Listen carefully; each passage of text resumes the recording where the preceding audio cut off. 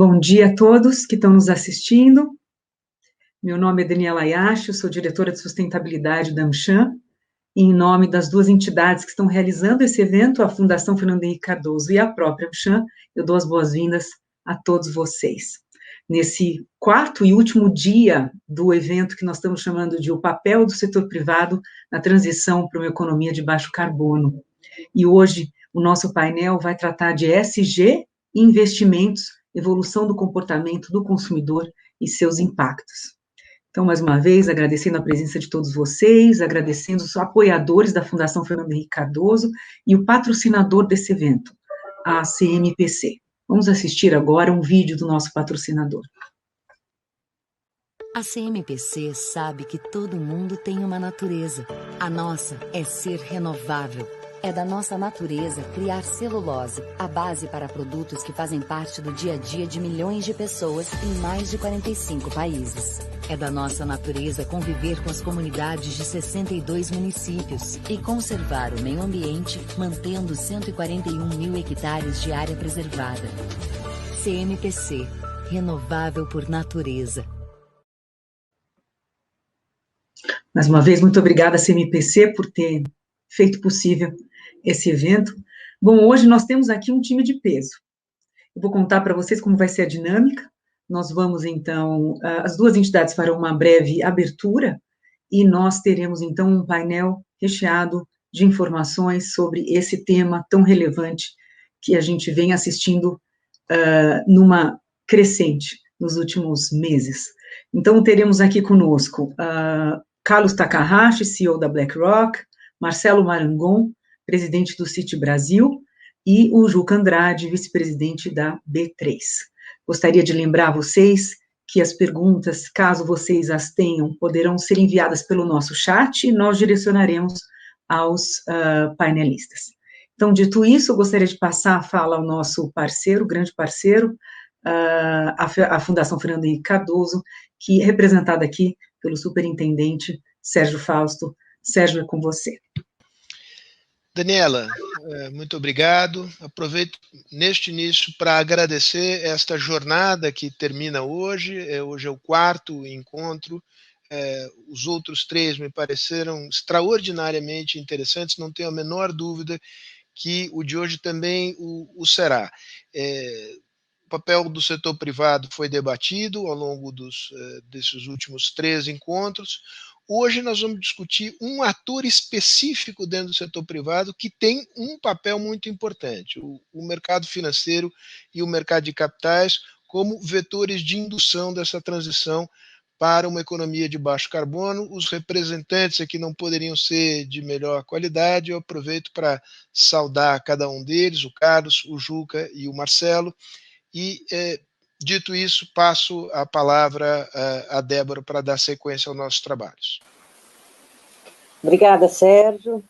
Esses 4 dias foram frutos de uma iniciativa conjunta da Fundação Fernando Henrique Cardoso, e eu agradeço mais uma vez essa profícua parceria que nos levou a todos ter uma jornada extremamente interessante, instigadora, na verdade, do que nós queríamos, né? Nós queríamos discutir o que o setor privado pode fazer para nós termos uma transição mais rápida para uma economia de baixo carbono, e para isso nós unimos a qualidade de um dos mais reputados think tanks brasileiros com a AmCham Brasil, que é, eu diria, mais um do tank, onde nós discutimos como fazer e como chegar a um setor empresarial mais moderno e mais efetivo na direção de um desenvolvimento sustentável. Então, o objetivo dessa jornada de 4 dias foi ser promotor dessa discussão, somos promotores dessa discussão, e esperamos,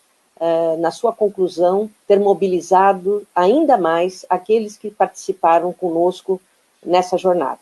Nos eventos anteriores, nós discutimos quais mudanças devem impactar modelos de negócios de empresas, e nós fizemos essa discussão através de 3 cases de setores muito diferentes. Nós também discutimos como influenciar a relação com a cadeia de fornecedores nessa direção, também com cases de setores bastante diferentes.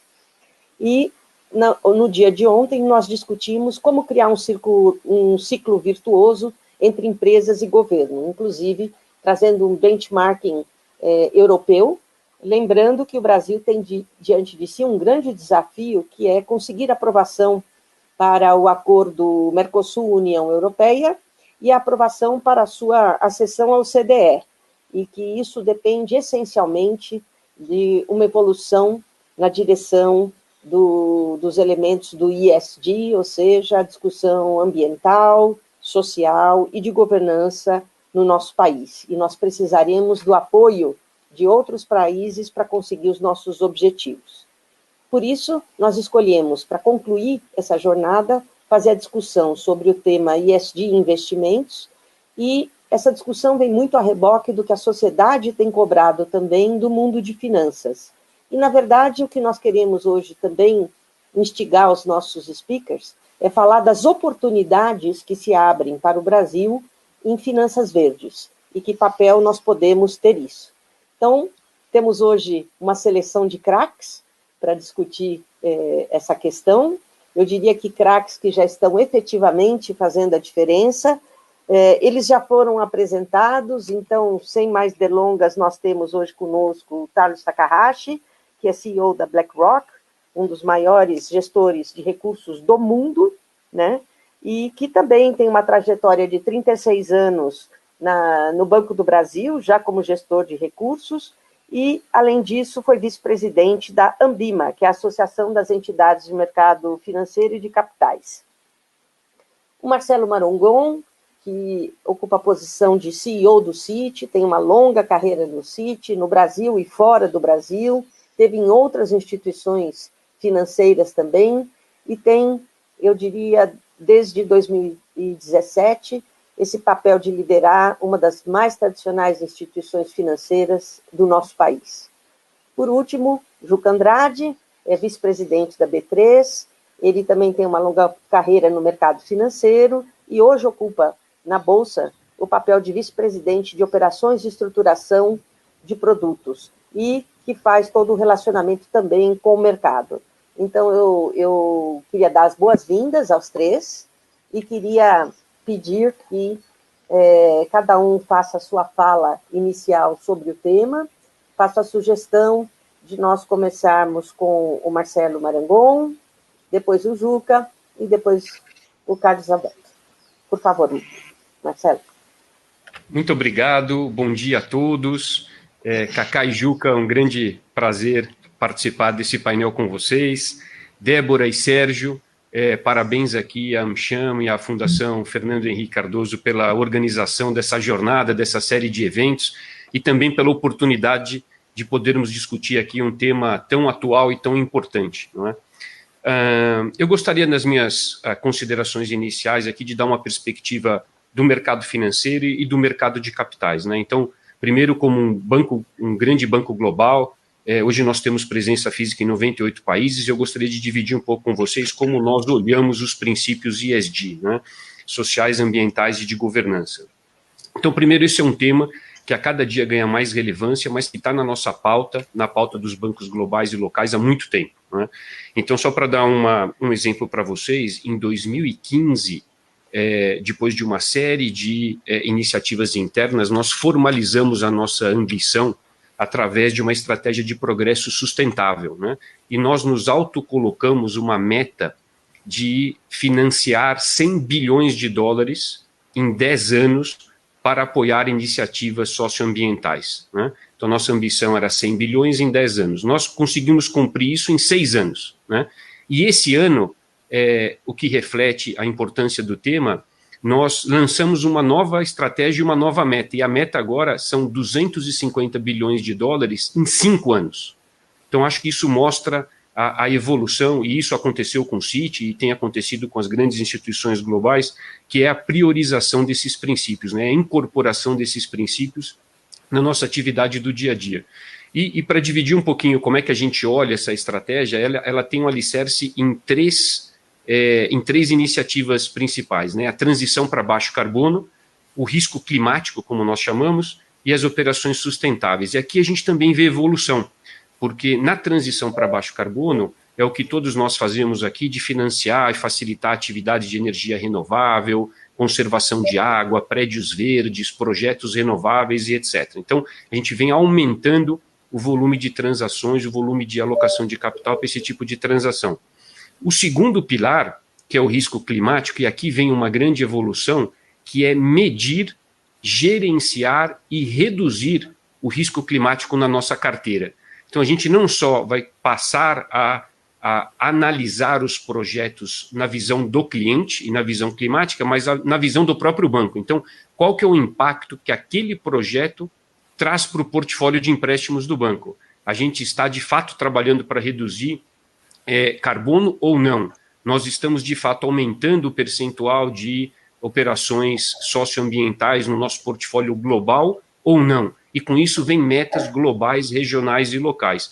E, por último, as operações sustentáveis, que é a nossa disciplina do dia a dia. Então, nós temos um compromisso de, até o final desse ano, nós provermos 100% de energia renovável para todas as operações no sítio no mundo. Então, hoje, como um banco global, e com essas políticas de ESG, a gente já incorporou, por exemplo, na nossa análise de crédito, há muitos anos, um questionário socioambiental, né? Então, hoje, quando nós abrimos um relacionamento, ou se ele já é um relacionamento histórico que nós temos, nós preenchemos aqui um questionário de impacto socioambiental muito detalhado, onde a gente analisa as práticas dos nossos clientes em todos os ângulos e a gente analisa o impacto nas operações, né? E a gente chega a ponto de declinar operações. Quando a gente declina uma operação porque ela não adere aos princípios socioambientais, a gente revê a estratégia do próprio cliente, né? Então, isso faz parte, é um dos pilares de risco, e a gente tem um time dedicado global que emite as políticas, e todo ano a gente está renovando e melhorando essas políticas para que a gente possa manter os nossos padrões e manter as nossas metas de financiamento sustentável. Então, isso é um ponto importante, porque a gente olha risco de mercado, a gente olha risco de crédito, a gente olha risco operacional, nós também olhamos risco socioambiental com muito detalhe, não é? Então, esse é um ponto importante. E eu acho que o outro ângulo fala um pouco do mercado de capitais, e a gente tem aqui o Kaká e o Juca com muita experiência e muito conteúdo para dividir com vocês, mas eu gostaria só de fazer a breve introdução aqui. A gente vê esses princípios também sendo seguidos tanto no mercado de dívida quanto no mercado de equities, né? Então, dívida, seja empréstimos sindicalizados, ou seja, emissões de bonds, e em equities nos IPOs e nos follow-ons. Então, hoje nós participamos de empréstimos sindicalizados e de emissões de bonds, onde o emissor ou o tomador se compromete com o uso dos recursos, se compromete a atingir metas socioambientais, e se não atingir, a gente tem reprecificação das transações.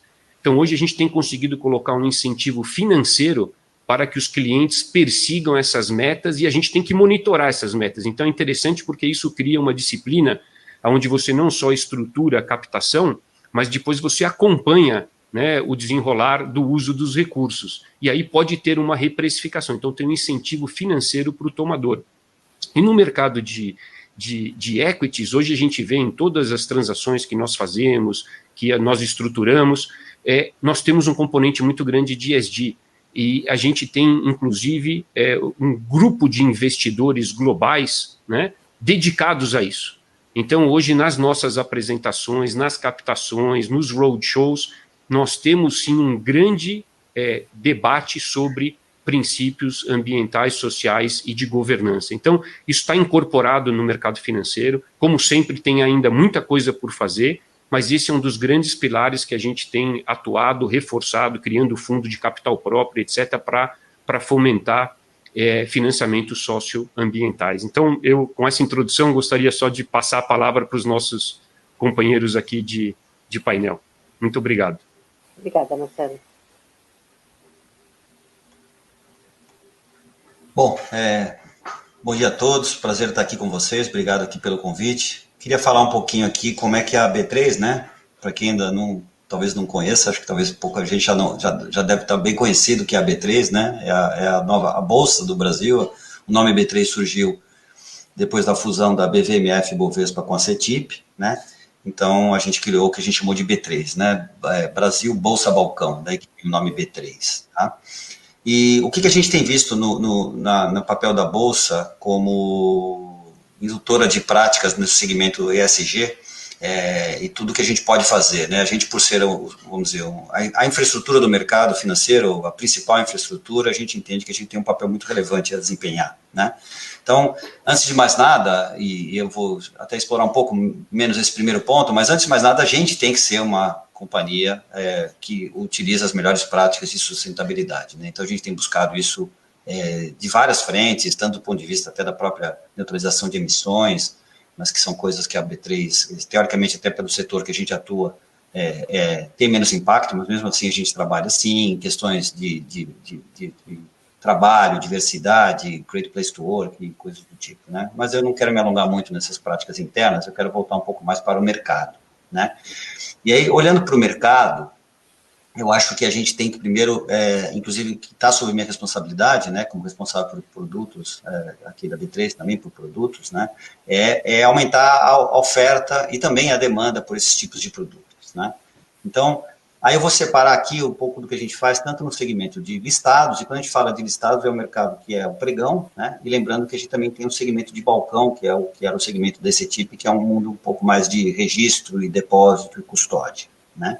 Então, dentro do segmento de listados, acho que o principal destaque aqui seria no segmento de ações, né, porque a gente também tem o mercado de derivativos na Bolsa, mas o principal foco aqui seria o mercado acionário, e aí a gente não só tem a própria iniciativa do ponto de vista de governança, né, do novo mercado, que já lá atrás a Bovespa lançou, né, e já vem, vai completar 20 anos o novo mercado, mas sem dúvida que é o nível mais alto de governança corporativa que a gente tem aqui na B3, mas, além disso, a gente tem índices, né? E são os índices que são seguidos pelos investidores, né? Que são os índices usados como referências para os investimentos. A gente tem hoje próximo de quase 70 índices, na verdade, para ser preciso, 69 índices no mercado, sendo que 7 desses índices são vinculados ao tema ESG, sendo 3 específicos em relação à sustentabilidade, né? O ISE, o ICO2, e a gente acabou de lançar recentemente na parceria que a gente tem de índices com a S&P, o S&P 3 Brasil ESG, né? Acho que vale mencionar aqui, por exemplo, dentro desse portfólio de índices, a gente está passando nesse ano por uma revisão importante. O principal índice, eu diria para vocês, é o ISE, né, que é o índice de sustentabilidade. A gente está passando por uma revisão grande dele para... ele completou, a gente até está fazendo aniversário de 15 anos dele agora, a gente entende que tem aprimoramentos para ser feitos. Os 2 principais são a mudança de questionário do índice, né, para a gente ter questionários aplicados a cada segmento específico. Hoje o questionário é único, às vezes as empresas estão respondendo e as perguntas talvez não se apliquem muito a elas, então a gente tem que ser um pouco mais cirúrgico nos tipos de perguntas que a gente faz, dependendo do setor de atuação da empresa, e também aumentar a replicabilidade. Então, outra preocupação nossa é que esse índice, não só ele tem essas empresas constituintes que sejam as empresas elegíveis a extrair no índice, mas também que ele seja de fácil replicabilidade pelos gestores, né? De tal forma que ele seja, de fato, um índice que impacta aos gestores e, consequentemente, os investidores, em última análise, trazendo maior demanda pelas ações desses emissores, né? A gente acabou de anunciar essa semana, inclusive, foi acho que segunda-feira, a gente fez um evento aqui junto, a gente está lançando um índice, que é um índice com a GPTW, que é o Great Place to Work, né? Então, é o primeiro índice que a gente está lançando dentro da família S, né? Porque a parte de social, né? A questão do ambiente das empresas, para trabalhar nas empresas, está dentro dessa dinâmica aqui do social, e a gente está lançando o índice, que são as empresas que são consideradas como Great Place to Work, a gente entrar com índices dessas empresas também. A gente anunciou agora, o índice deve estar começando a partir de 2021, legal mencionar para vocês. Então, aqui, essa parte de índice aqui, eu diria que é muito interessante, e é um produto de atuação importante aí no mercado de listados barra ações, né? No mercado de balcão, eu gostaria de mencionar, por exemplo, os Green Bonds, né? E os Green Bonds, a gente já registra esses produtos, ou seja, esses produtos eles estão no nosso ambiente de registro selecionados como Green Bonds desde novembro de 2018, né? Hoje, a gente tem quase, ainda o volume, a gente espera que tenha muito crescimento, nós já temos 4 bilhões emitidos, sendo 15 tickers que a gente fala, né, que são 15 emissões de 12 empresas distintas, né? E essa semana, ou semana passada, inclusive, acho que foi essa semana, se eu não estou enganado, o próprio BNDES acabou, então que aqui eu estou falando dos bonds, e no caso o BNDES fez uma emissão de uma letra financeira, né, que é uma espécie de um bond emitido por um banco, verde, e acabou de ser lançado, foi 1 bilhão, e teve o leilão, né, esse título foi feito via um leilão na nossa plataforma de leilão, que era uma antiga plataforma da CETIP. Então, também teve um evento interessante essa semana aqui para a gente comemorar, né. A gente tem participado do Lab de Inovação Financeira, né, junto com representantes do governo, da sociedade, algumas certificadoras de Green Bonds, como a Cital e a CBI, né, que é a Climate Bonds Initiative. Então, essa é as nossas atuações dentro desse mercado de Green Bonds. Outro que acho que vale mencionar também é o CBIL, né? E o CBIL, eles passaram a ser registrados e negociados aqui na B3 em abril desse ano, então até no meio da pandemia, né? Isso aqui era uma iniciativa junto aí do Ministério das Minas e Economias, impacta o Ministério da Agricultura também, então foi um produto muito interessante que a gente lançou em abril, né? Quer dizer, bem no começo ali, né? A gente lembra que o começo aqui forte da pandemia foi em março, a gente lançou em abril, e temos em estoques já, e as metas do CBIL, inclusive, esse ano foram um pouco flexibilizadas, posso até falar um pouquinho mais do CBIL mais para frente, mas por conta da pandemia também, porque o impacto que houve na cadeia, principalmente dos consumidores de combustíveis fósseis, né, porque são eles que são obrigados a cumprir, a demanda cativa que eles são obrigados a comprar os CBIOs para poder neutralizar a demanda deles de combustíveis fósseis, né? Mas mesmo assim nós temos 9 milhões de CBIOs em estoque, exposição é do final de setembro, né? As posições de partes obrigadas, que são esses que eu estou mencionando para vocês, que tem que ter o CBIO, está com 1,5 milhão, parte não obrigadas 400 mil, e tem a parte que está emitida, mas não negociada, ou seja, está na carteira ainda do emissor de 7,5 milhões, né? E tem tido negociação, e a negociação está aumentando, então também é bem interessante, esse mercado aí está evoluindo bem, né, e a gente também acha bem interessante. E além a parte de produtos que eu mencionei, acho que por último, a gente também tem que ser indutor, né, de boas práticas ESG no mercado, né, e como é que a gente pode ser indutor, né, a gente tem que educar, a gente tem que aumentar a transparência, a gente tem que fomentar, né.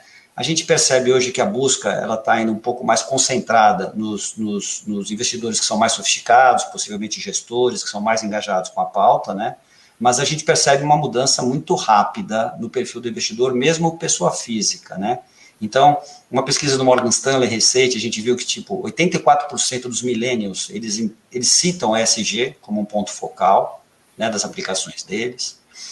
Outra informação interessante, uma pesquisa da XP, né, eles falam, 60% dos entrevistados, também pessoas físicas, eles falam que não têm conhecimento sobre ESG, mas têm interesse em impacto positivo na sociedade, que são sinônimos, né, talvez eles não conheçam o termo ESG, mas ele entende o impacto positivo que você tem que fazer nos seus investimentos na sociedade, né.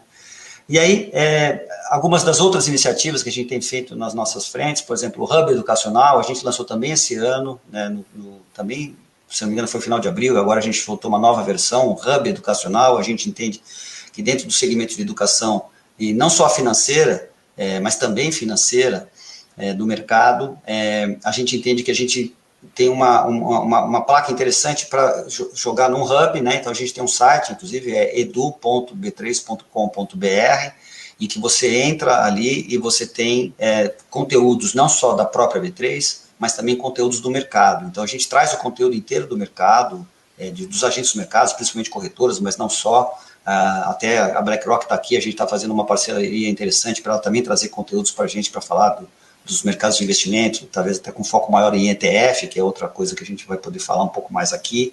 Mas então criar esse hub de educação, que também a própria educação em si já está vinculada a uma questão de sustentabilidade, né, dos investidores conscientes, mas também o tema ESG dentro do hub, né.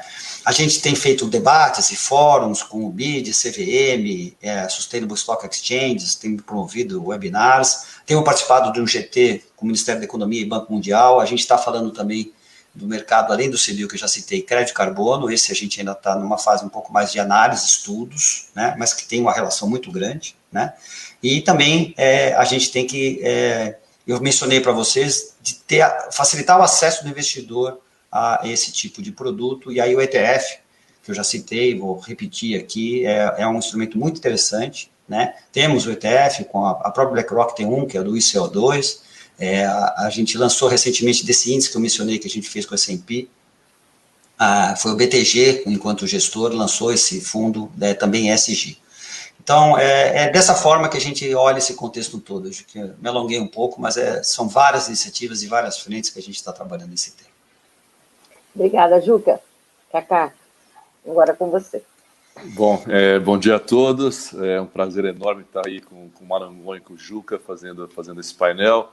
Muito obrigado pelo convite, a Anshan, Fundação Henrique Cardoso, e parabéns pela jornada, pela iniciativa que realmente vem num momento super oportuno, em que esse tema começa a ocupar, felizmente, cada vez mais espaço em todo o mercado, não é? E, bom, acho que todo mundo, eu não vou falar muito sobre a BlackRock, talvez já é bastante conhecida de todos, assim como o B3 e Citi, né, já são aí todas as instituições, todas as companhias do conhecimento de todos, mas só citando rapidamente alguns números da BlackRock no campo dos investimentos sustentáveis. Hoje, a BlackRock tem algo como 127 bilhões de dólares, né, em investimentos sustentáveis. Desses 127, é incrível que 25 bilhões de recursos novos entraram durante o ano de 2020, 2 vezes mais do que 2019. Então, esse é um indicativo bastante claro do maior interesse por investidores em investimentos sustentáveis, em investimentos que possam trazer o impacto positivo para a sociedade. Então, acho que isso nos dá um alento, não é? Muito bacana com relação à perspectiva dos investimentos sustentáveis. E nós assumimos, não é, também um compromisso de até 2030 nós alcançarmos a cifra de $1 trilhão no nosso patrimônio em investimentos sustentáveis.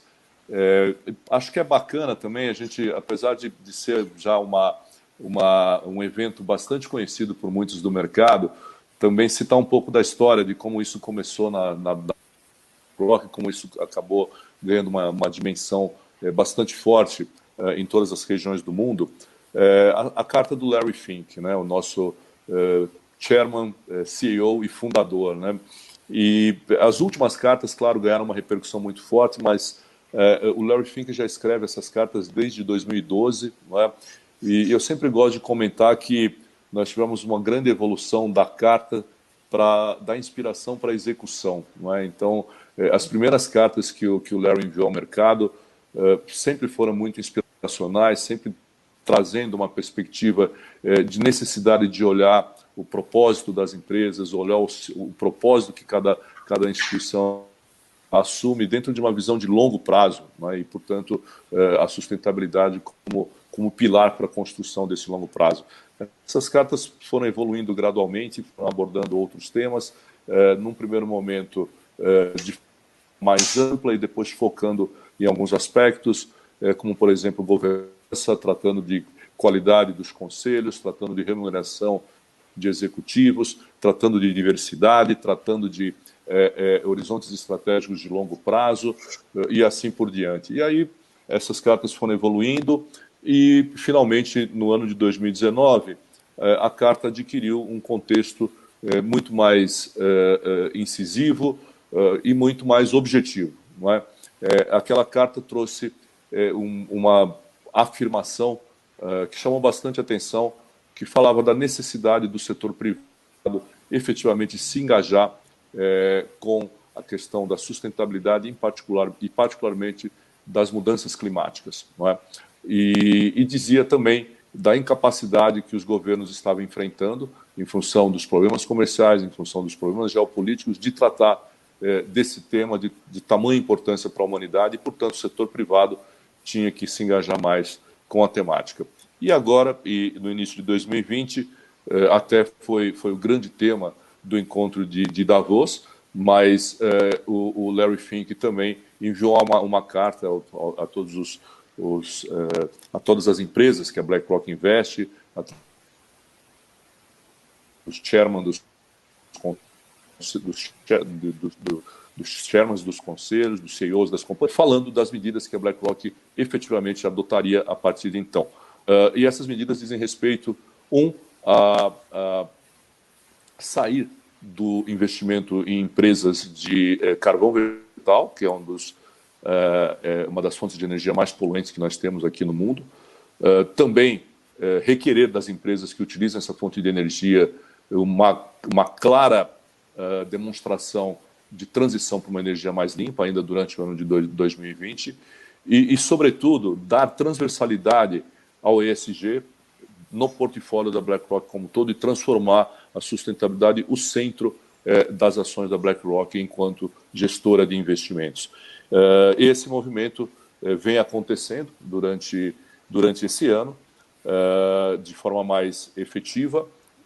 E também, um outro ponto que é bastante relevante comentar, claro que como uma gestora de recursos de terceiros, a BlackRock tem uma participação relevante em várias empresas ao redor do mundo. Aqui no Brasil, por exemplo, nós temos, através dos nossos portfólios globais, algo em torno de 35 bilhões de dólares em exposição aqui no Brasil, quer seja em renda variável, quer seja em renda fixa, mas predominantemente em renda variável. E aí entra de que forma que a BlackRock pode induzir as empresas a adotar práticas mais apropriadas de sustentabilidade através da incorporação do ESG. Sobretudo através do engajamento junto aos conselhos das empresas, sobretudo através do voto, quando necessário também, para que efetivamente as empresas adotem uma postura mais apropriada nesse sentido.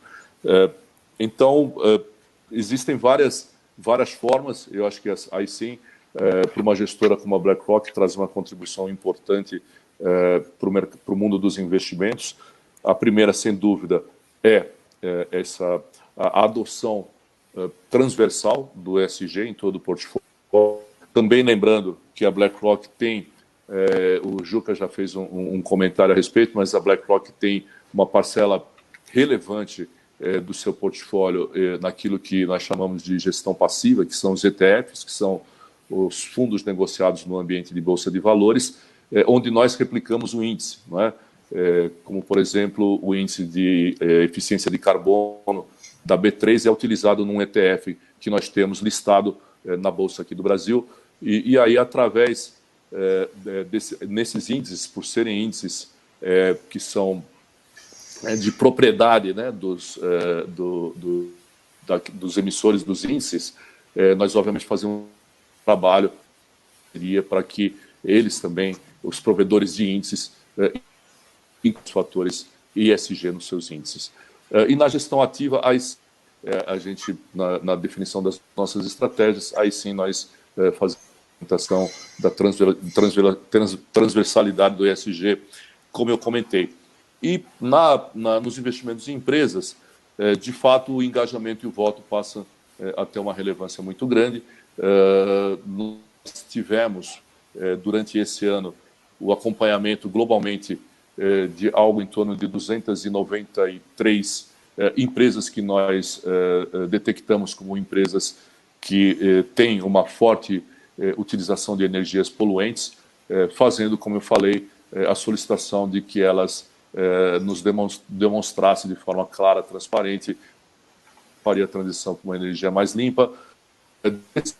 Dessas empresas, algo em torno de 50 tiveram uma evolução muito abaixo do desejado, e aí, nesse caso, sim, a BlackRock faz recomendações através de voto, que passa desde troca de executivos até outras medidas que, no nosso entendimento, podem ajudar a empresa a dar um melhor direcionamento a esses compromissos assumidos.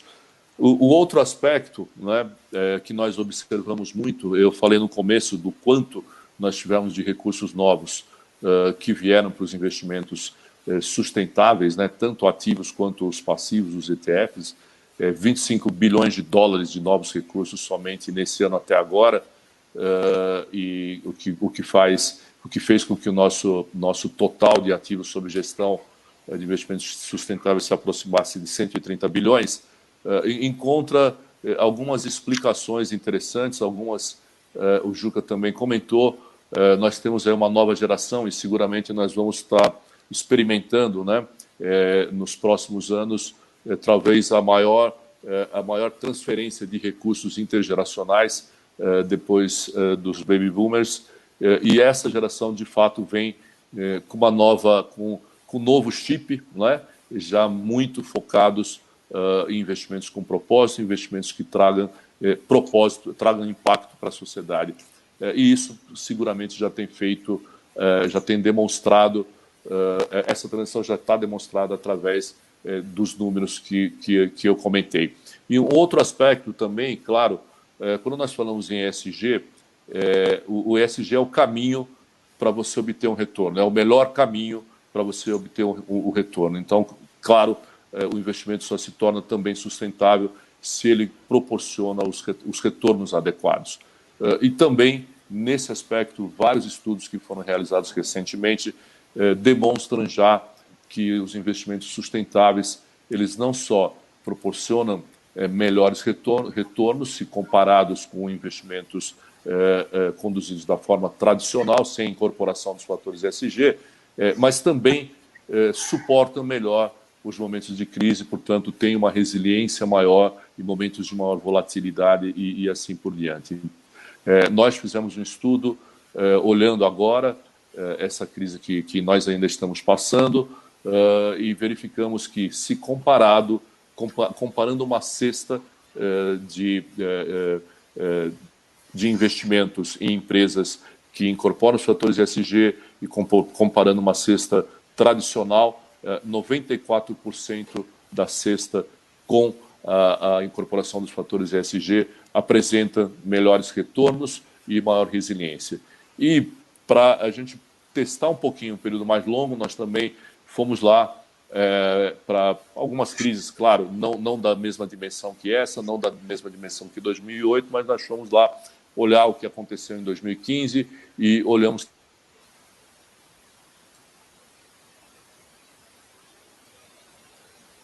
investimentos que incorporam os fatores ESG, em média, 80% das vezes apresentam desempenho melhor e melhor resistência, maior resiliência em momentos de maior volatilidade. Então, tanto a inspiração migrou para a execução e também nós temos hoje o investidor buscando investimentos que tragam esse propósito. E nós também temos dados de performance, dados de resistência em tempos mais difíceis, que atestam a qualidade desse tipo de investimentos. E isso abre, sem dúvida nenhuma, uma perspectiva cada vez mais ampla de que a gente continue nessa jornada com muito sucesso. Obrigada, Cacá. Nós vamos agora começar a nossa sessão de perguntas e eu queria começar pela seguinte questão a ser respondida pelos três. Nós temos aí perspectivas muito positivas, como vocês já demonstraram. E isso também é uma jornada, não é só algo que nós teremos um grande impacto no curtíssimo prazo. Mas uma das questões que me parece mais relevante nesse momento é como assegurar para os investidores, na verdade, que existe uma qualidade de proteção adequada, ou seja, que vocês, nas suas diferentes esferas, são capazes de realizar um monitoramento que garanta que esses são investimentos efetivamente ESG ao longo do tempo e que tragam o esperado retorno e resiliência. Quer começar, Marcelo? Claro, Débora, obrigado. O que nós fazemos internamente para assegurar que a gente tenha um monitoramento adequado? Então, eu mencionei dos questionários que nós fazemos aqui anualmente para todos os nossos relacionamentos bancários, isso falando um pouco da relação comercial com os nossos clientes, né? Além da estruturação das transações. Então, nós temos esses questionários, onde a gente analisa as práticas socioambientais. Na nossa proposição de crédito, nós temos uma seção específica onde nós temos que elaborar a nossa visão e o nosso conforto com as práticas socioambientais dos nossos clientes. Nós temos processos internos de auditoria sobre a qualidade de resposta destas perguntas. Então, a gente tem um protagonismo do banker, né, do gerente de relacionamento, que tem que conhecer não só as demonstrações financeiras dos clientes, mas tem que conhecer, inclusive, o ciclo produtivo dos clientes. Qual que é a circularidade que existe nas operações, em termos de operações renováveis, sustentabilidade, etc. Tudo isso, por exemplo, é documentado numa proposta de crédito e, anualmente, isso é revisado através dos nossos padrões de qualidade e de auditoria, para ter certeza que a gente está endereçando todos esses pontos. A gente tem treinamentos mandatórios anuais para todas as áreas de negócio do banco, para que a gente possa reforçar esse entendimento, e a gente tem um monitoramento, por exemplo, dos usos dos recursos. Então, nós temos visitas, temos um time dedicado de ESG, que faz visita em loco aos clientes, às plantas, aos projetos que nós estamos financiando. Então, do ponto de vista de relacionamento comercial, a gente faz tudo isso dentro de casa como uma prática recorrente. Já em mercado de capitais, nas transações que nós ajudamos a coordenar, estruturar e distribuir, a gente conta com parceiros, né, como o Juca bem colocou, na certificação ali das práticas sustentáveis. E isso se torna, então, recorrente, como eu mencionei nas minhas considerações iniciais, no acompanhamento das transações. Então, se a gente voltar há muitos anos atrás, a gente fazia a estruturação, por exemplo, de uma emissão, a gente colocava a mercado e a gente voltava a falar sobre aquela determinada emissão, se nós fôssemos reabrir a emissão, se nós fôssemos fazer um tender recomprar aquela emissão. Hoje nós fazemos uma emissão e a gente acompanha o desenrolar daquela emissão. Então tem um monitoramento muito forte e isso tem sido recorrente. Então a gente vê uma evolução muito grande, porque a gente quer ter certeza de que todas as operações e clientes que nós estamos apoiando sejam de fato relacionados às práticas de sustentabilidade. Então, este plano estratégico que eu mencionei no início, de 250 bilhões de dólares, e que nós atingimos o primeiro de 100, é interessante porque a gente tem um monitoramento de todas essas transações. E agora, o volume tem ficado tão grande que agora a gente se questiona as transações que não entram dentro desse programa estratégico dos 250. Então, aquilo que era uma ambição e uma exceção passou a virar regra, né? E agora a gente olha, né, transações normais de dia a dia até com outros olhos. Então, acho que a evolução que está acontecendo agora no monitoramento, ele é não só produtivo e construtivo para nós, como stakeholders do mercado financeiro, mas para o próprio cliente. Porque hoje a gente vê, por exemplo, precificações diferentes para transações relacionadas à sustentabilidade. Então, a gente tem uma flexibilidade maior na precificação das transações para aquelas que estejam relacionadas às nossas práticas de ESG. Então, a gente começa a ver um benefício financeiro, né? E isso é muito importante para nós, é muito importante para os clientes, é muito importante para os próprios investidores, né? Hoje, por exemplo, quando a gente estrutura um Green Bond no mercado internacional, a gente tem um New Concession Fee, né, que é um fee quando um cliente coloca uma nova operação, é um pequeno prêmio, né, sobre determinada curva, que se ele já tiver um papel emitido no mercado. Hoje o New Concession Fee ele é menor para Green Bonds do que para Unsecured Bonds tradicionais. Então a gente começa a ver esse benefício, então a gente tem um interesse muito grande em monitorar também. Obrigada, Marcelo. Juca, você pode abordar essa questão, inclusive, como você participa de diversos grupos com o governo, comentando se há regulamentação local em vista para a proteção dos investidores? Ok. Respondendo, a minha linha de resposta não é muito diferente da do Marangon, tá? Na verdade, quando a gente vai para o segmento de balcão, quando eu falei para vocês, em que a gente atua mais como registro, né, depositária, registro, né, dessas operações, a gama de potenciais emissores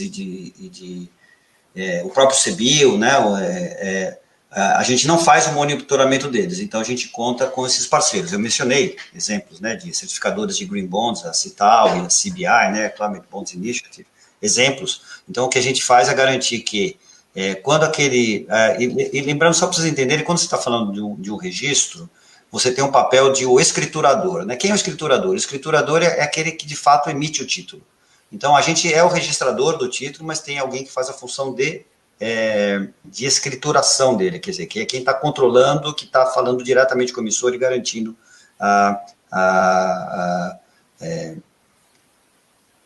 do lado do emissor a emissão daquele título. Né? Então, ele traz, sim, às vezes ele faz o papel de supervisionador, por exemplo, ou ele pode trazer também um parceiro, mas lembrando aqui que vamos dizer, um ecossistema que trabalha. E a gente está garantindo que esse ecossistema está funcionando a contento. Então, a gente não faz o trabalho de, vamos dizer, auditoria ou de certificação, mas sim a gente garante que quem está fazendo aquele trabalho o faz bem feito. Né? Então, esse é o principal nosso papel. Isso tem mais a ver com o mundo do mercado de balcão. Quando a gente passa para o mercado de listados, quando eu mencionei, por exemplo, o índice, né, aí é diferente, né? Porque quando a gente está fazendo índice, e o Kaká mencionou, a gente é provedor de índice, então a gente é responsável pelo índice que a gente cria.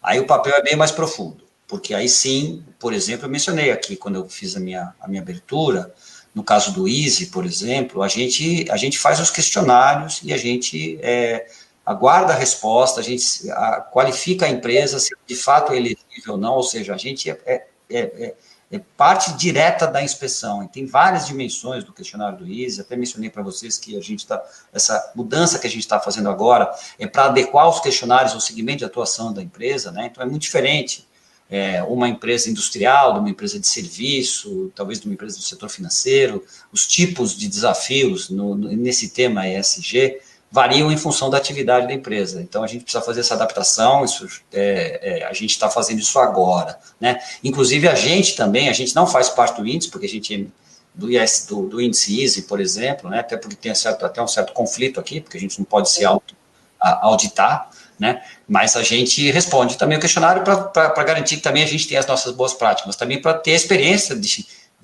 responder o questionário do Easy, né, e saber a complexidade disso. Então, aí a gente vai bem mais fundo, em CO2 também, todos esses nossos índices. Né. E não poderia deixar de mencionar a questão de governança, né, que essa é até mais antiga lá, quando eu falei do novo mercado, por exemplo, então são segmentos de listagem. Né. Então, lembrando que você pode estar no segmento básico de listagem de uma ação de uma empresa, que basicamente você está seguindo as normas, que já não são poucas, mas são as normas, a lei, né, e o que fala o regulamento da CVM. Né, então, a gente chama isso de regulamento básico. Então, a empresa tem que cumprir essas exigências básicas para poder se listar na B3. Então, a gente chama do segmento básico. E a gente vai evoluindo, tem um nível 1, nível 2, né? E aí vamos para o novo mercado. Né? Lembrando, eu não vou entrar muito no detalhe desses níveis, mas o novo mercado é o nível máximo de governança. Então, por exemplo, aceita só ações ordinárias, ou seja, toda ação tem direito a voto, cada ação é um voto, obrigatoriamente, questões do Conselho de Administração, com no mínimo 2 membros independentes, necessidade de comitê de auditoria.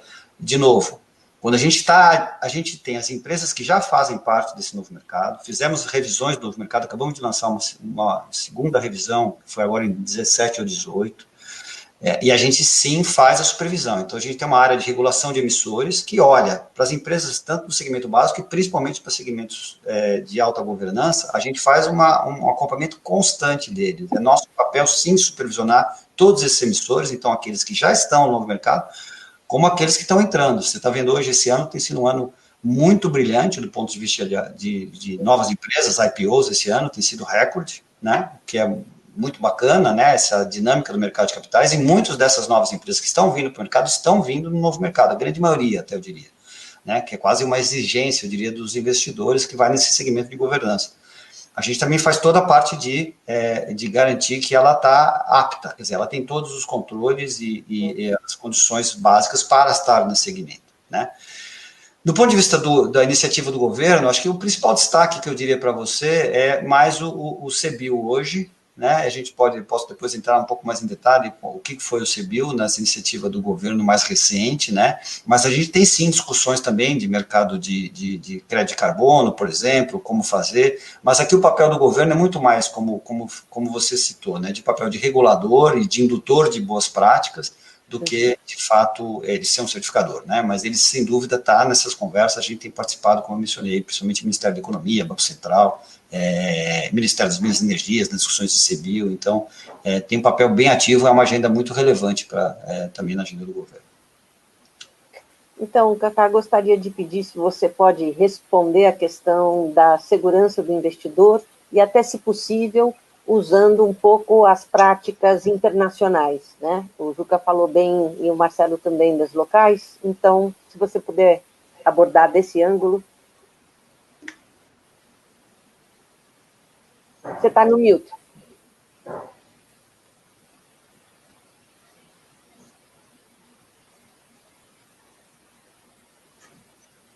A nossa equipe pode, por favor, retirar o Cacá do mute?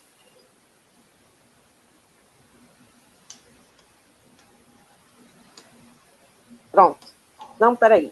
Agora voltou. Só um minutinho que eu vou ver se eles podem fazer de forma centralizada. Agora sim. Acho que foi, né? Isso. Estão ouvindo? Obrigado. Bom, acho que, comentando assim um pouco, né, das práticas internacionais e um pouco de como nós fazemos na BlackRock, né, esse monitoramento, como uma gestora de investimentos, claro que a gente usa alguns instrumentos disponíveis no mercado, instrumentos reconhecidos, né? Então a gente utiliza bastante os relatórios do SASB, né, de uma forma mais ampla, e a gente utiliza também os relatórios do TCFD, no caso das questões climáticas, né, para fazer o nosso acompanhamento.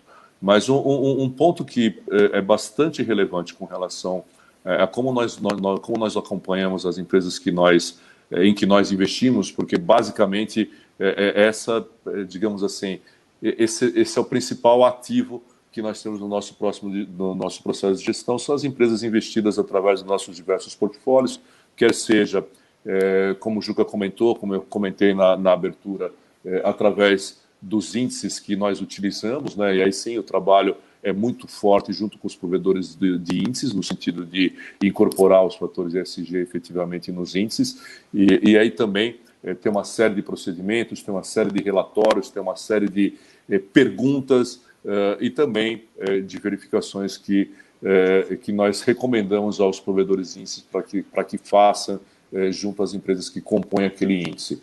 E o outro lado é a parte da gestão ativa. Aí nós adotamos muito a postura de engajamento, não é? Então, nós não nos classificamos como gestores ativistas, mas como gestores engajados. E o que isso significa?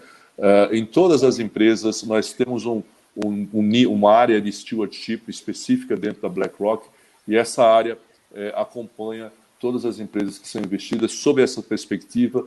Todo ano são escolhidas prioridades da verificado. Eu comentei um pouco na abertura também. Então, questões como diversidade em conselhos, questões climáticas, obviamente, hoje é um dos principais fatores que nós acompanhamos. E nós fazemos o acompanhamento direto, acompanhando todo o processo de aprovação de medidas e também recomendações. Aí sim, eu acho que entra a forma mais objetiva de nos engajarmos com as empresas. Então, nós fazemos recomendações explícitas com relação ao que nós gostaríamos que as empresas adotassem com relação às questões ambientais, sociais e de governança. E aí, a partir dessas recomendações, nós fazemos o acompanhamento e, obviamente, dentro desse processo de acompanhamento, caso não se alcance aquilo que foi pactuado, né, com a empresa, aí a BlackRock também faz recomendações mais objetivas tanto estabelecendo prazos para que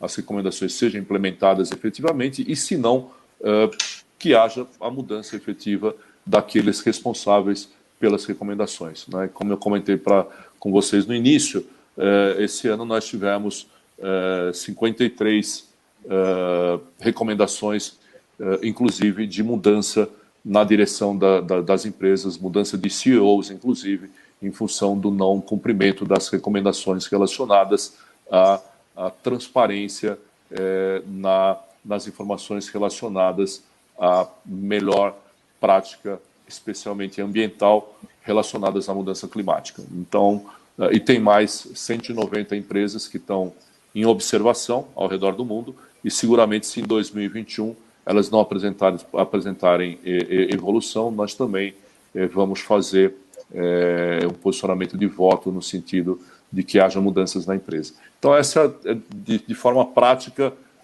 como a BlackRock tem se posicionado, se engajado no sentido de monitorar, acompanhar e efetivamente recomendar mudanças para que as empresas implementem efetivamente as práticas recomendadas. Acho que eu gostaria até de dar, Débora, se me permite, dar um depoimento aqui, né? É interessante mencionar, nesse caso, tudo que o Kaká falou, só referendando isso, né? A B3 é uma empresa listada, a gente é autolistada, né? Então, as ações da própria B3 são negociadas na B3, né? E a gente tem uma base de investidor estrangeiro dentro do nosso capital. Talvez seja surpresa para boa parte de vocês, não para mim, que já estou aqui há algum tempo, mas 80% dos detentores das ações das B3 são investidores estrangeiros. Então, tudo isso que o Kaká falou, a gente sente diretamente na pele. É exatamente assim, e para nós, enquanto executivos da empresa, passando pelo CEO, por nós aqui, essas questões, inclusive questões de sustentabilidade, a gente é sim questionado exatamente nesses termos que o Kaká falou, diretamente pelos acionistas, tá? Isso chega exatamente assim, principalmente pelo lado do relação com investidores, do CFO, é assim mesmo que funciona, é só um depoimento vivo aqui, né? Do que a gente está falando aqui. Obrigada, Débora, Juca. eu gostaria só de complementar também aqui, após ouvir o Juca e o Kaká, e de maneira de a gente consolidar essa visão do monitoramento para que os ouvintes também possam aqui entender o papel de protagonismo que cada um de nós temos, mas é interessante, se vocês olharem sob a ótica de um banco comercial, né, como eu mencionei, a gente só empresta recurso e aloca capital para projetos que sejam sócio-responsáveis, se a B3 dá a transparência para a prática e para os índices dessas empresas que se diferenciam em princípios ESG. E se o Kaká, como investidor, como um grande investidor global, também segue as práticas da governança, a gente fecha o ciclo, Então, o protagonismo de todos nós aqui vai desde a alocação de capital até a estruturação, colocação no mercado de dívida de equity, o monitoramento e a transparência, Então, acho que isso fecha o ciclo nosso de monitoramento para que a gente possa subir o estándar da indústria como um todo.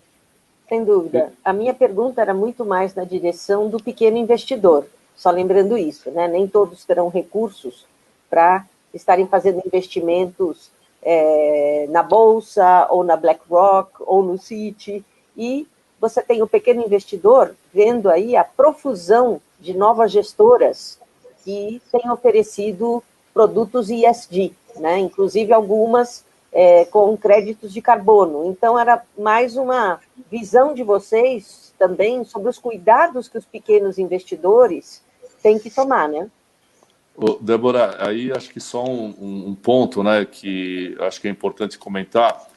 Esse é um desafio que a gente enfrenta, aí não é um desafio só brasileiro, apesar de o mercado americano e o mercado europeu está bastante adiantado em várias questões, com relação ao tema, mas nós ainda temos um desafio muito grande no que diz respeito à padronização de informações e de disponibilização de informações e também de mapeamento efetivo do mercado, aí dizendo respeito aos investimentos disponíveis, aos investidores. Então, de fato, esse ainda é um desafio. Tem já um trabalho sendo estruturado no mercado aqui no Brasil, algumas associações participando e discutindo de que forma você tem um mapeamento mais adequado da indústria para exatamente poder, para possibilitar ao investidor fazer as escolhas adequadas, né, com, digamos assim, qualificadas, né, porque nós sabemos que há um risco efetivamente daquilo que o mercado chama de greenwashing, né, com tudo isso se propagando, e nós temos que fazer, claro, aí sim acho que é uma função do mercado, de trabalhar para que isso ocorra também de forma sustentável, né, porque, claro, que a experiência do investidor tem muito a ver com você dar condições de um crescimento consistente e sustentável para os investimentos sustentáveis. Nossa, falei um monte de sustentável, né? Mas é isso mesmo. Tá ótimo, Cacá, muito obrigada. Acho que era um pouco essa também a questão que eu queria trazer para os nossos ouvintes hoje. Vou passar a palavra para o Sérgio. E, Sérgio, uma recomendação, que você faz a pergunta e escolhe a quem você vai torturar, para que a gente tenha mais tempo para perguntas, por favor. Eu já deixei claro desde o início que eu não torturo ninguém, mas eu tenho aqui perguntas do público, e várias delas tocam em aspectos regulatórios. Tem perguntas sobre o mercado de carbono, precificação de carbono no Brasil, em que pé isto está. Acho que essa é enfim, eu tenho que direcionar para alguém. Juca, acho que você poderia falar a esse respeito. Tem uma pergunta que me pareceu, aliás, duas perguntas interessantes aqui, porque dizem respeito, digamos, a dificuldade que, eventualmente, empresas de tamanho médio, que potencialmente podem ingressar nesse mercado, encontram no sentido, digamos, do seu custo de obtenção e processamento de informações. O Felipe Monteiro pergunta, e essa acho que vai para o Marcelo, a respeito de como é que eles enxergam o movimento de consolidação de padrões e frameworks. Vou ler as siglas aqui, vocês devem conhecê-las de cor e salteado. GRI, SASB, TCFD, que é uma ideia que surgiu no Fórum Econômico Mundial, no último, e tem sido adotada por bancos americanos. Então, essa pergunta vai para o Marcelo. E aí, para quem quiser agarrar, eu acho que é muito sintomático do problema que algumas empresas vivem. A Geisa Pires pergunta, ela não diz qual é o nome da empresa dela, mas ela quer saber se o certificado de práticas de sustentabilidade emitidos por Chico Mendes Instituto Socioambiental, que não é o ICMBio, se é um bom certificado ou não é. Acho que é muito eloquente desse problema, digamos, da segurança, seja do ponto de vista do investidor, seja do ponto de vista da empresa que quer ingressar nesse mercado. Tá, eu acho que a primeira foi para mim aqui, né? Eu entendi um pouco o mercado de crédito de carbono, né? Eu acho que a gente, aqui no Brasil, nós temos aqui dois estágios aqui com relação ao mercado de crédito de carbono, né? Eu acho que tem do acordo global de redução das emissões, das metas globais, e que é esse mercado de crédito de carbono, que teve um boom, eu diria que talvez há uns 10 anos atrás. Acho que ele perdeu um pouco de força depois, um pouco daquele boom, um pouco de febre ali, e eu acho que isso aqui está retomando, tá? Então, essa que a gente tem participado de discussões com Ministério da Economia, Banco Central, de que forma a B3 pode auxiliar esse mercado. A gente percebe que a gente tem, sim, um papel de auxílio na negociação, na transparência, na garantia daqueles títulos que estão sendo gerados, né, dos créditos de carbono, mas eu diria para vocês que a gente está aqui em estágios mais iniciais, tá? Esse mercado me parece que está um pouco retomando, até eu diria, agora, né? A gente tem conversado com alguns atuantes no mercado local, né, no Brasil, mas normalmente eles estão vinculados ao exterior também. Mas a gente acha que, por exemplo, o Brasil ele tem uma vocação aqui, né? Inclusive das conversas com reguladores que a gente tem, eu fico até um pouco surpreso, né, da gente ter sido hoje, o Brasil ter sido considerado eventualmente um problema, né, não sei, questão de sustentabilidade, sendo que eu acho que é mais o contrário, né? A gente, eu acho que é exemplo em muitos setores nas questões de sustentabilidade. né, matriz energética, a própria geração de energia elétrica, o próprio utilização de combustíveis renováveis, né, combustíveis, e aí entra o CBIO, né, e aí o CBIO eu diria para você que que está num outro estágio. Esse sim, já existe escriturador, como eu mencionei naquele papel do escriturador, que normalmente são os bancos, que falam com normalmente os emissores, que são basicamente as usinas ou importadores de biocombustíveis, mas principalmente as usinas, né? Então, eles emitem o CBIO, são escriturados pelos bancos, são registrados numa MF, no caso a B3, né? Essa é uma lei de 2017, sendo que eu comentei com vocês, ela veio esse ano, né? A principal objetivo aqui é estimular a produção de biocombustíveis e, de certa forma, também evitar que, eventualmente, grandes oscilações no preço dos combustíveis fósseis impactem a nossa geração de biocombustível, né? Porque, eventualmente, ela pode comprimir tanto a margem do setor de geração dos combustíveis renováveis que, eventualmente, eles ficam inviáveis. Então, é uma forma de você equilibrar esse mercado via essas exigências da compra desses certificados pelos consumidores, né, as empresas que são distribuidoras de combustíveis fósseis, né, e aí foi o que eu mencionei para vocês, a gente registra, a gente permite a negociação no mercado secundário, né, então ele é emitido por essas empresas que eu mencionei, são negociados no mercado, né, e no final, como é que ele termina? Ele não tem prazo para vencer e depois ele é aposentado por aqueles que são que tem que cumprir as metas de emissões de carbono, no caso, as produtoras, as distribuidoras de combustíveis fósseis, né? Então, eu diria para você, esse é o que está seguramente mais avançado aqui e que, sim, é considerado como um mercado de carbono e que algumas empresas, inclusive, têm usado o próprio instrumento para neutralizar suas próprias emissões, tá? Então, é assim que eu gostaria de comentar. Legal, Juca. Marcelo, sobre padronização, sobre uniformização de padrões e frameworks. Perfeito, Sérgio. Esse movimento é muito importante, como mencionado pelo Kaká, a padronização é fundamental, e é fundamental não só sobre a ótica de certificação, mas também sobre a ótica de monitoramento e de publicação.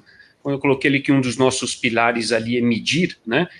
Como você mede, como você acompanha que aquilo que o seu cliente se propôs, ou o emissor se propôs a fazer, está de fato sendo entregue, e como é que nós divulgamos isso, até como uma instituição financeira global, né? Então a gente tem que padronizar sobre todos os ângulos, do investidor, do cliente, dos stakeholders, seja uma instituição financeira ou um investidor, e como é que a gente publica isso, né? Nos mais diversos níveis. Então essa padronização é muito importante, nós apoiamos fortemente. Agora, esse é um processo que ele é contínuo e ele é longo, né? Você não consegue padronizar no curto prazo. Então, esse é um grande desafio que nós temos. E com isso, eu faço a ponte à sua outra pergunta, só para colaborar um pouco sobre a ótica da empresa, Sérgio, que em termos de certificação, né? Custo de certificação e etc. Eu acho que é importante, principalmente para as pequenas e médias empresas que estão no seu grau de evolução natural, o engajamento que a gente falou e a intenção, né?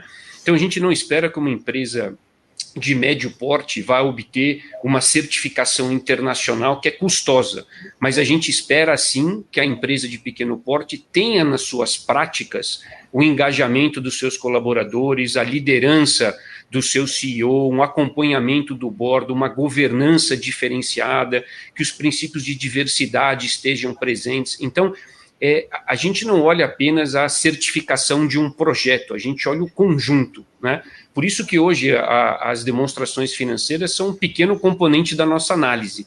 A gente quer conhecer quem são os acionistas, qual que é a governança, quem são os executivos, as práticas. A gente consegue enxergar um manual de compliance formalizado, riscos, procedimentos, controles. Então, a barra de fato está subindo para as pequenas e médias empresas, porque a gente está colocando todos na mesma barra. Agora a gente tem sim esse entendimento do custo adicional para as empresas. Por isso que a intenção, né, e o dia a dia, como eles gerenciam as suas empresas, são muito importantes. Então, a gente dá menos valor para a certificação, mais valor para o conjunto, principalmente para as empresas pequenas e médias. Kaká, você quer acrescentar alguma coisa a respeito desses assuntos?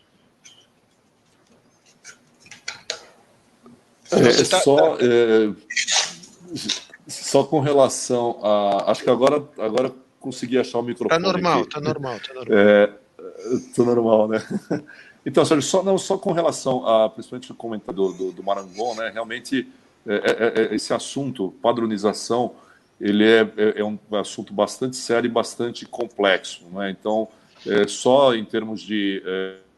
você comentou os três principais instrumentos utilizados globalmente, né? Que são os relatórios do GRI, do SASB e do TCFD, né?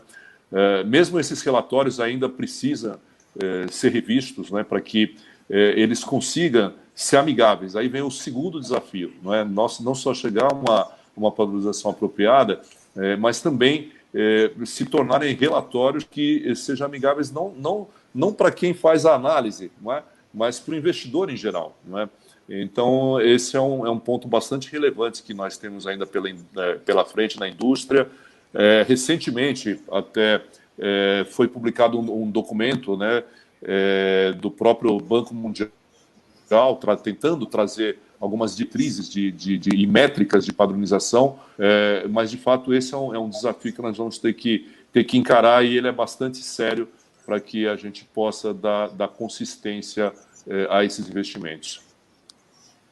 Legal, Cacá. Débora, te devolvo a bola. Tenho aqui outras perguntas e curiosidades, mas é a tua vez. Você está no mudo.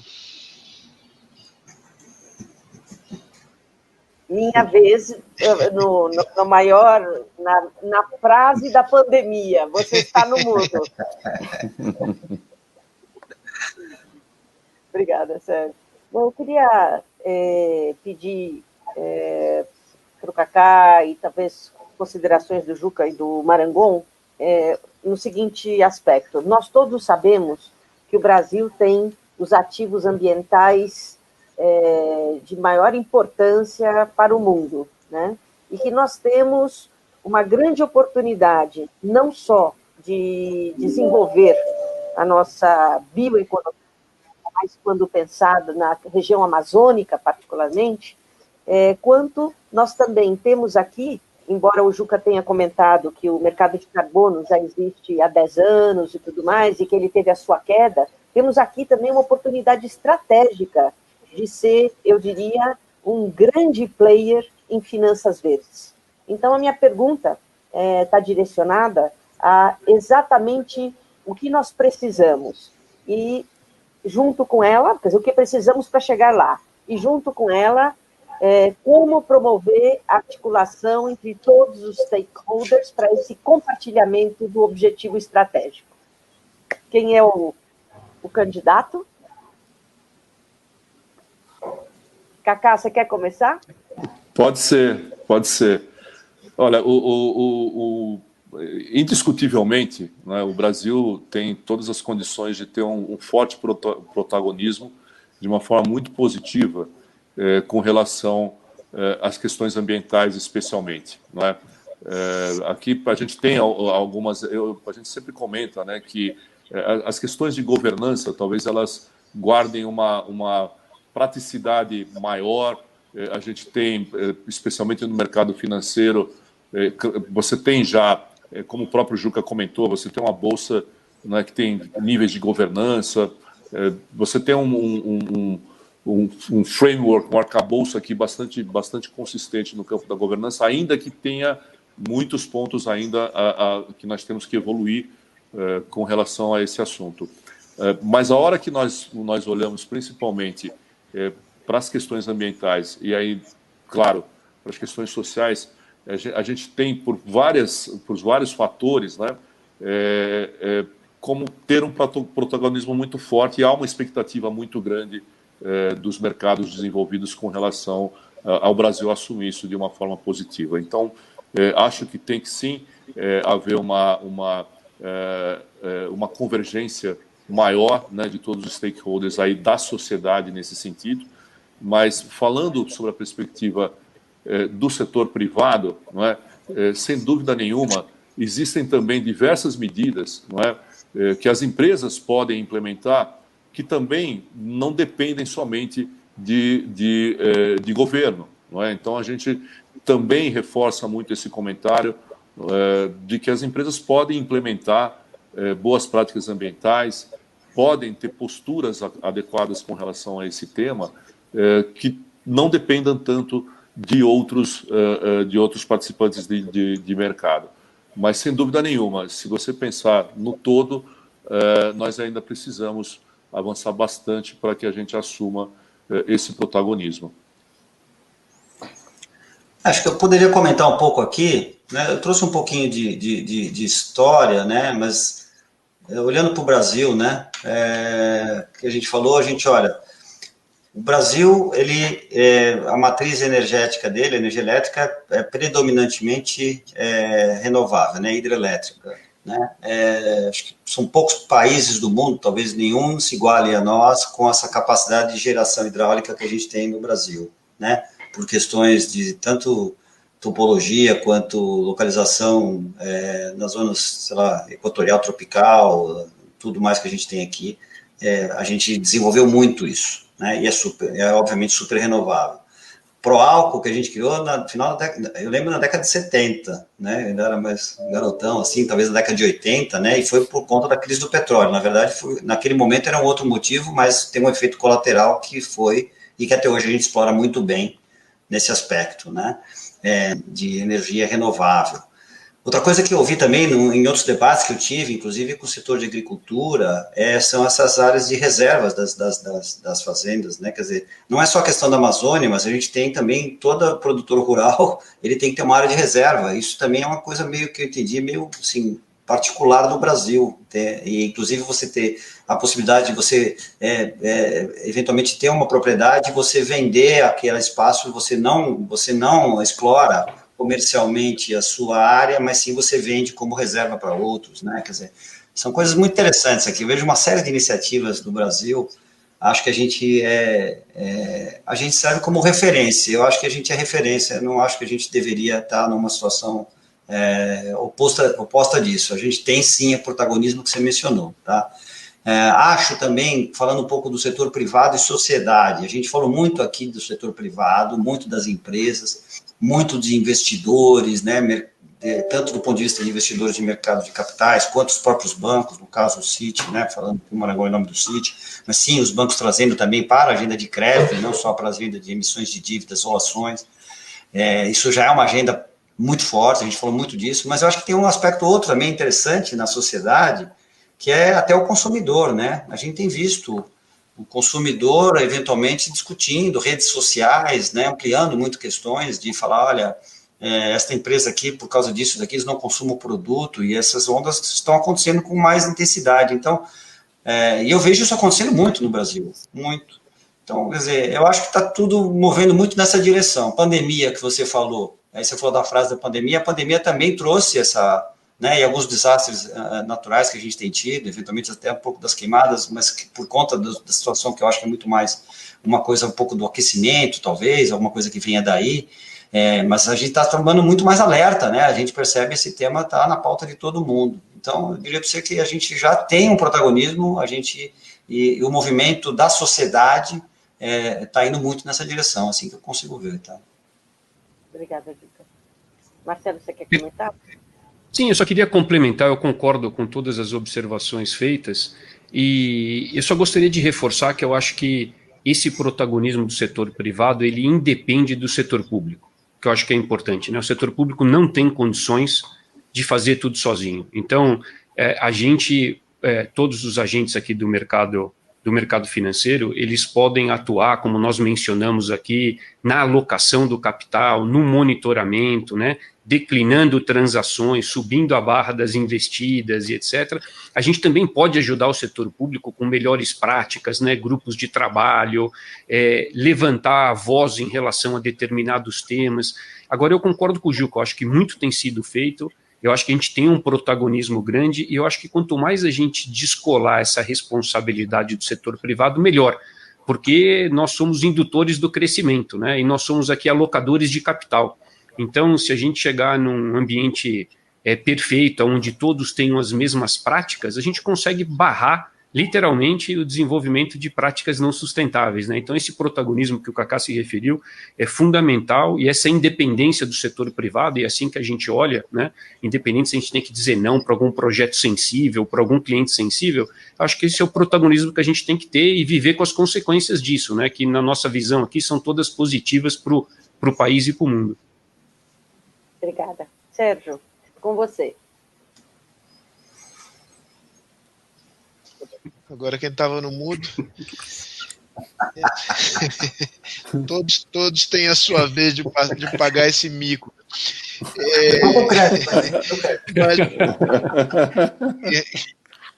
Você ainda não, Juca? Chegará a sua hora. Eu já fiz as vezes de Juca e de Marangon aí, que eu fui mais uma vez.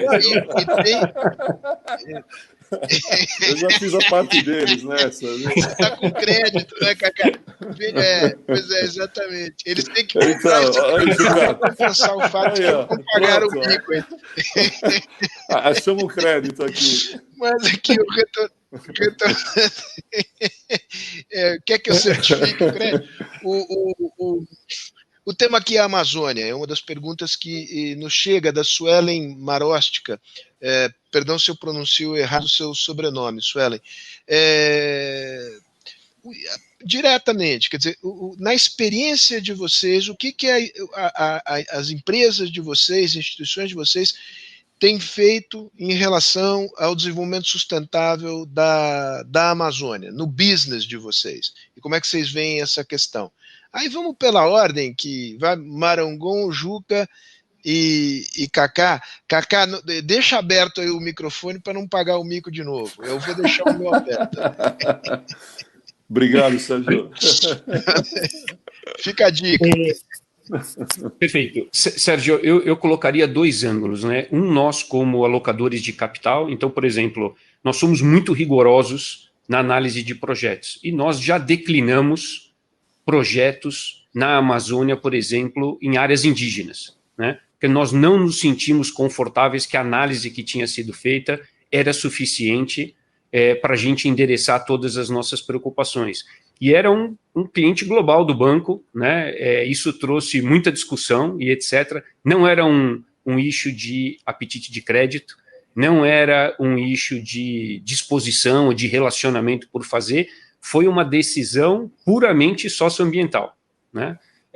Então, a gente mantém aqui uma prática bastante rígida em relação a isso. E eu acho que do ponto de vista de protagonismo, como eu mencionei, a gente tem se engajado muito com o setor público na divisão de melhores práticas, né? Então, eu acho que esse é um outro tipo de protagonismo que a gente tem. Nós temos presença hoje em 98 países, né? Então, a gente tem os grupos de trabalho onde a gente tenta replicar as melhores práticas, e tudo que a gente tem de melhor prática a gente leva para o setor público, né? Inclusive de comunicação, porque eu acho também que a gente tem muita iniciativa boa que não é adequadamente publicada, né, globalmente, né? A gente tem que falar sobre isso, né? Tem vários setores que têm estándares globais, a gente tem protagonismo e a gente tem diferenciação em várias indústrias, e a gente precisa falar isso com mais frequência. Então, por exemplo, nós temos aqui como um banco americano e somos regulados pelos reguladores americanos, nós temos revisão de portfólio, a gente fala sobre os nossos clientes, e quando vamos aos Estados Unidos, nós falamos com os políticos também sobre o posicionamento do país. Então, também acho que tem uma responsabilidade nossa aqui de contar o que está acontecendo no país, né? E endereçar, dar ouvido, seja para aquilo que a gente faz bem, seja para aquilo que a gente precisa de apoio para mudar. Eu diria que a atuação da B3 é muito parecida. Diretamente, a gente não está envolvido em uma ação direta, mas indiretamente, por tudo que a gente já falou aqui, né? A gente está, inclusive, em conversas com o próprio governo, né, com os reguladores, né? Esse tema é parte da agenda, né? E também nas nossas iniciativas, né? Então a gente tem iniciativas aí no lado de educação, que eu já mencionei, do lado de comunicação, do lado de marketing, que a gente aborda essas questões também. Então, eu acho que é mais nessa parte de indução e de provocação do debate, de trazer o tema para a superfície. Eu acho que é a melhor forma que a gente pode atuar, né? Justamente por a gente ser quase, como dizer, uma infraestrutura que está por trás e que tem que ser um indutor, né? Eu diria assim que é principalmente nessa forma que a gente atua. E, bom, no nosso caso... Vai lá, Cacá. Vamos lá, Sérgio. Microfone aberto. O meu também. No nosso caso, principalmente, eu acho que é um misto do que o Marangon falou e o Juca, né? Mas, sobretudo, com relação às empresas investidas, né? Então, exatamente na indução, né? E no engajamento junto com as empresas investidas que tenham negócios que possam trazer impactos à região amazônica, tanto sob a perspectiva climática, não é? Sobre a perspectiva ambiental, mas também, muitas vezes, de forma indireta, né? Você pode estar contribuindo para melhorar. Então, nós nos engajamos com as empresas investidas nos diversos segmentos que as empresas possam estar atuando, para que elas, obviamente, adotem melhores práticas no trato da questão ambiental, da questão climática, e aí sim você tem uma repercussão colateral na discussão da preservação da região amazônica. Não é o caso da região amazônica, mas houve um caso rumoroso agora com a Procter & Gamble, né, em que a BlackRock atuou ali na Assembleia de Investidores questionando práticas ambientais, salvo engano, em rainforest ali no sudeste da Ásia, que para extração de papel para fazer tissue, algum tipo de... Houve isso, exato, né? Exato. Como é que se desdobrou isso? Nós temos vários, e o caminho que nós adotamos é exatamente esse, né? Primeiro, nós fazemos as recomendações, né? O que nós não queremos claro, as companhias em que nós investimos, se você olhar, por exemplo, Procter & Gamble, e tem tantos outros exemplos, né? São empresas que também, socialmente, elas têm uma importância muito grande, não é? Com as suas atividades. Então, nós entendemos que manter o investimento é relevante em muitos casos, só que você tem que induzir para que elas adotem as melhores práticas. E aí passa exatamente por isso, passa por recomendação, acompanhamento e a medida muito, muito frequente, né, que nós chegamos troca de gestores, né, caso eles não estejam conseguindo, porque eles sim têm uma responsabilidade muito grande na execução das recomendações, né? Então, é através do board, é através dos executivos que a BlackRock busca a implementação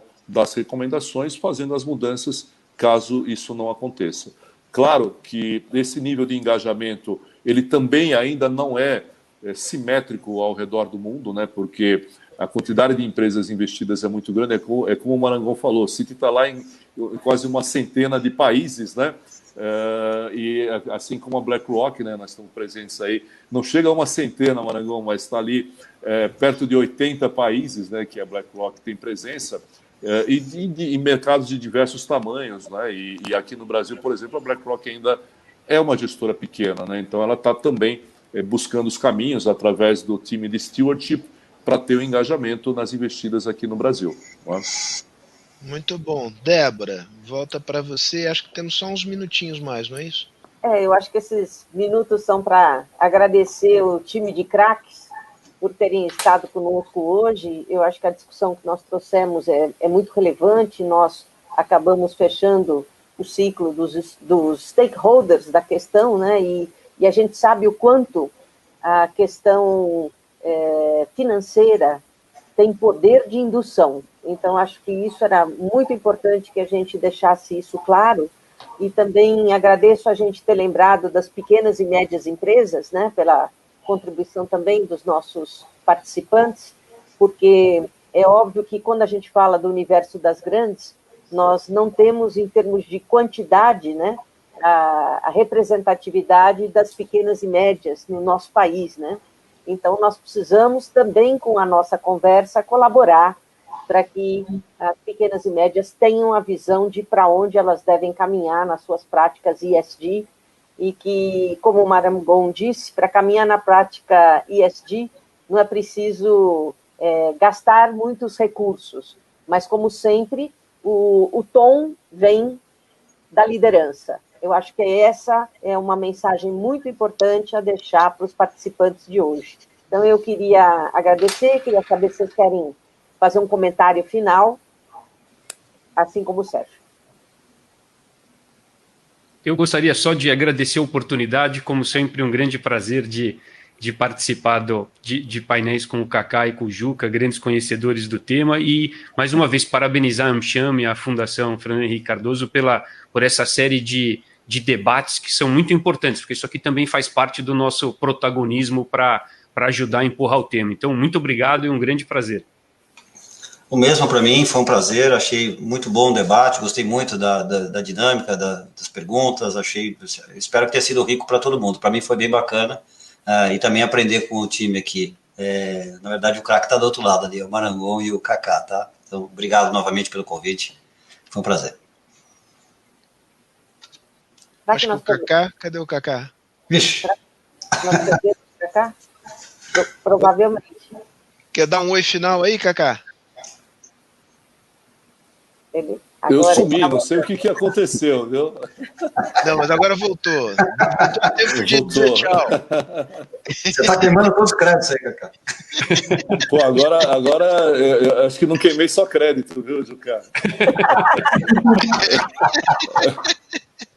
Bom, mas vamos lá, gente. Ó, super obrigado, prazer enorme aí estar com o Juca, com o Marangon, né, nesse bate-papo. E obrigado pelo convite, parabéns aí pela iniciativa. E só um comentário aqui final, é que de fato o Marangon comentou sobre Gente do céu. Poxa vida. Agora ele ficou carbono negativo, né? A qualidade da internet não estava ajudando. Bom, só me resta dar um grande abraço para vocês, beijos e tal, foi ótimo, foi realmente muito bom. Muito obrigado. Daniela? Obrigado. Bem, muito obrigada mais uma vez a todos que estiveram presentes. Gostaria de... O Kaká está voltando. Kaká, você gostaria de dar um... Não, eu não vou... Eu estou aqui, estou super quietinho. Mas, por favor, enfim, a sua última palavra, vai, seu último recado. É só... Eu estava falando do comentário do Marangon, né? Eu acho que o importante é que cada um entenda a sua importância nesse ecossistema, porque é só com todo o ecossistema junto é que nós vamos continuar movendo essa agenda tão importante. E comentar que isso é uma jornada, né? Então não tem fim e a gente não pode desistir. Muito bom. Obrigada. Bom, muito obrigada a todos que estiveram presentes. Gostaria de lembrar aqueles que não conseguiram acompanhar a nossa jornada de 4 painéis, que o conteúdo desses webinars vão estar disponíveis na nossa plataforma Connect.